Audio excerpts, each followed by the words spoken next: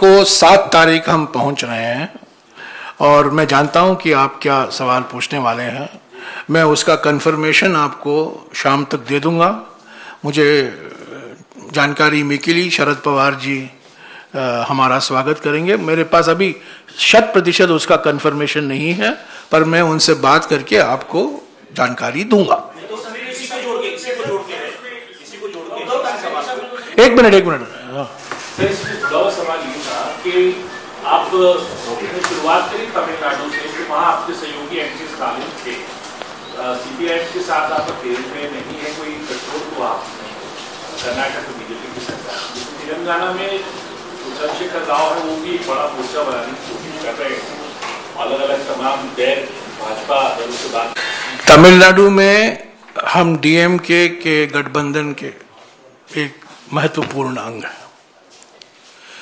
केरला में हम सीपीएम के साथ मुकाबले में हैं। कर्नाटक में हम जेडीएस और बीजेपी के साथ मुकाबले में हैं। आंध्र प्रदेश में हम 2 क्षेत्रीय पार्टियों के खिलाफ लड़ रहे हैं, वाईएसआरसीपी और तेलुगु देशम। तेलंगाना में हम टीआरएस और बीजेपी के खिलाफ हैं, लड़ रहे हैं।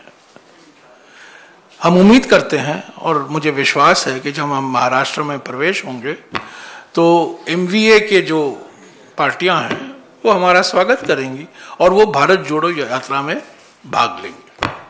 पर उसका डिटेल जो है मैं आपको आज शाम तक बता दूंगा। सॉरी, उद्धव ठाकरे को इनवाइट किया है? एमवीए के जो हमारे घटक दल हैं, हमने पहले से कहा है किसी भी राजनीतिक दल का स्वागत है जो भारत जोड़ो यात्रा के मकसदों का समर्थन करता है। एनसीपी के साथ हमारा गठबंधन है, शिवसेना के साथ हमारा गठबंधन था, हमारी मिलीजुली सरकार महाराष्ट्र में थी। तो वास्तविक है कि उद्धव ठाकरे जी और शरद पवार जी भी भारत जोड़ो यात्रा में भाग लेंगे, पर मैं उसका एग्जैक्ट डिटेल कब कहां आज नहीं बता पाऊंगा। मैं आपको 1-2 दिन में जानकारी पूरा दे दूंगा। पर जेडीएस के साथ हमारा कोई समझौता नहीं है कर्नाटका में, टीआरएस के साथ कोई समझौता नहीं है तेलंगाना में, और सीपीएम के साथ तो केरला में सवाल ही नहीं उठता।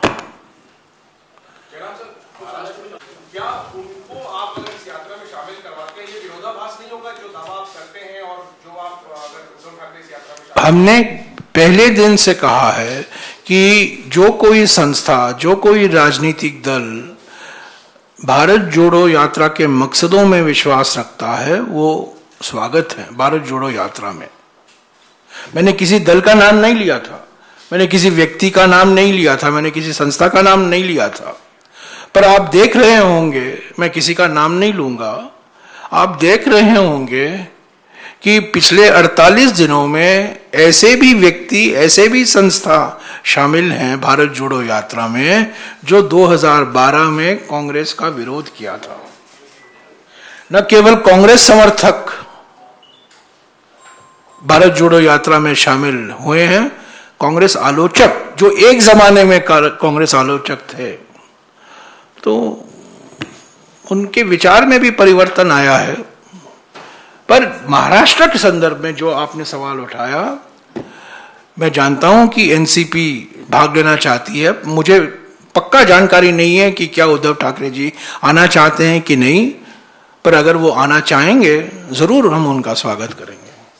लेकिन सर, जिस तरह से भारत जोड़ो यात्रा को मकबूलियत बात कर रहा हूं यार, आप प्रधानमंत्री की ओर क्यों ले जा रहे हो? हम अपना काम करेंगे, प्रधानमंत्री अपना काम करेंगे।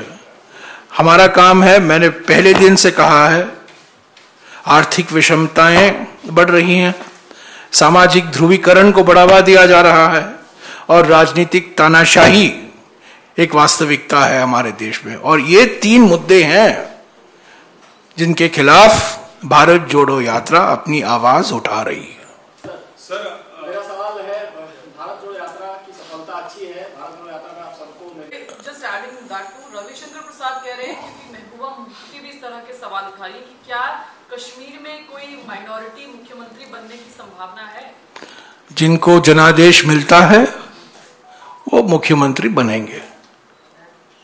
जनादेश मिले, लोकतांत्रिक तरीके से जनादेश मिले और मुख्यमंत्री बने, हमें क्या आपत्ति है? इंग्लैंड की जनता ने उनको, अभी इंग्लैंड की जनता नहीं, इंग्लैंड के पार्टी ने उनको मुख्यमंत्री बनाया है इंग्लैंड का, हम स्वागत करते हैं उनका। जिस तरह से आपके नेता मेजॉरिटी और माइनॉरिटी की बात कर रहे हैं, माइनॉरिटी कोई हमारे यहाँ इतने बड़े पद पे आ सकता है क्या? इस तरह के सवाल खड़े हो गए। माने हमें ये नौबत आ गई है कि हिंदुस्तान, भारत को इंग्लैंड से अनेक मिसाल, हमारे हजारों साल से अगर हमारे दुनिया में एक मिसाल था अनेकताओं का जश्न मनाने का, अनेकताओं को सम्मान देने का, वो हिंदुस्तान था। पर पिछले 8 सालों में जो हम देखे हैं, मैं नहीं समझता हूं कि हमें किसी और देश से सबक सीखने की जरूरत है। हमारा समाज ही अनेकता में एकता है। कई सालों से हम कहकर आ रहे हैं कि अनेकताओं का हम सम्मान करते हैं, अनेकताओं को हमें एक समान बराबर जगह देते हैं, संविधान में दिया गया है, उनको उनका अधिकार दिया गया है, और हमें किसी और देश से सबक सीखने की जरूरत नहीं है।